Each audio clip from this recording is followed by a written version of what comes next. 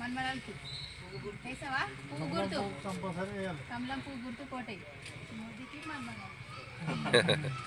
భారత్ మాతా key జై శ్రీరామ్. నరేంద్ర మోడీ గారి నాయకత్వం, కమలం పువ్వు గుర్తుకే భారత్ మాతా కీ జై. వికారాబాద్ పట్టణ ప్రజలకు నమస్కారం. ఇవాళ ముఖ్యంగా వికారాబాద్ ప్రజలు గమనించాల్సిన విషయం ఏంటంటే, అభివృద్ధి కోసం ఓటేయాల్సిన అవసరం ఎంతైనా ఉంది. గతంలో 10 ఏళ్ళు బీఆర్ఎస్ ప్రభుత్వం చేసింది, రాష్ట్రాన్ని అప్పులపాలు చేసింది. ఇవాళ కాంగ్రెస్ 2 ఏళ్ల లోపలనే దివాలా తీసింది.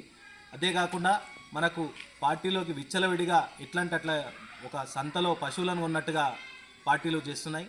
గతంలో బీఆర్ఎస్ ప్రభుత్వం అధికారంలో ఉన్నప్పుడు కాంగ్రెస్ పార్టీ ఎమ్మెల్యేలను కానీ కౌన్సిలర్లు కానీ ఏదో విధంగా కొనుగోలు చేసింది. ఇవాళ బీఆర్ఎస్ ప్రభుత్వం నుంచి వికారాబాద్లో చైర్మన్ క్యాండిడేట్గా చెప్పబడుతున్నటువంటి వ్యక్తి బీఆర్ఎస్ ద్వారా ఏకగ్రీవమైనని చెప్పేసి కనీసం ఆ కార్యకర్తలు ఇంకా వాళ్ళు సంతోషం కూడా పూర్తి కాకముందే అప్పుడే కాంగ్రెస్ కండువా కప్పుకున్నారు. కాబట్టి వికారాబాద్ ప్రజలు నిండైన మనస్సుతోటి బీజేపీకి ఓటేయాలి. ఎందుకంటే కేవలం ఒక బీజేపీ కార్యకర్త మాత్రమే, బీజేపీకి నాయకులు మాత్రమే వారు ఓటు వేసిన ఓటర్లకు న్యాయంగా ధర్మబద్ధంగా పనిచేస్తారు. కాబట్టి మీరు తప్పకుండా కమలం పువ్వు గుర్తు ఓటేయాలి. మీరు బీఆర్ఎస్కి వేసినా వాళ్ళు కాంగ్రెస్లోకి వెళ్ళిపోవచ్చు, కాంగ్రెస్కి వేసినా బీఆర్ఎస్లోకి వెళ్ళిపోవచ్చు. గతంలో మీరు చూడొచ్చు, గత ప్రభుత్వం లోపల రాజాసింగ్ గారు ఒకే ఒక్క ఎమ్మెల్యే ఉన్నా కూడా ఒక్కడే టైగర్ లాగా ఫైట్ చేసి ప్రభుత్వానికి ముచ్చమటలు పట్టించిన సందర్భాన్ని చూసాం. ఇవాళ 8 మంది రాష్ట్రంలో బీజేపీ ఎమ్మెల్యేలు ఉన్నా కూడా బీజేపీలోనే ఉన్నారు. కానీ ఇవాళ వాళ్ళ బీఆర్ఎస్ పార్టీ నుంచి గెలిచిన ఎమ్మెల్యేలు కాంగ్రెస్లో పనిచేస్తున్నారు, బీఆర్ఎస్లో ఉన్నామని చెప్తున్నారు. కాబట్టి వికారాబాద్ ప్రజలు గమనించి నిజంగా ప్రజల కోసం పనిచేసేటటువంటి బీజేపీ ప్రభుత్వం ఏర్పాటు చేసేటట్టుగా మీ యొక్క తీర్పునివ్వాలి. ఎందుకంటే కేంద్రం నుంచి వచ్చే నిధుల ద్వారానే ఇవాళ రాష్ట్రం నడుస్తున్న పరిస్థితి. ఇవాళ అత్యవసరంగా ఎన్నికలు కూడా సంవత్సరం అయింది, పాలకమండలి అయిపోయిన తర్వాత కూడా అత్యవసరంగా 15th ఫైనాన్స్ కమిషన్ నిధులు ఆగిపోతాయని చెప్పేసి అత్యంత తొందరగా ఎలక్షన్స్ పెట్టడం కూడా జరిగింది. అది ప్రతి ఒక్కరి ప్రజలకందరికీ కూడా తెలుసు.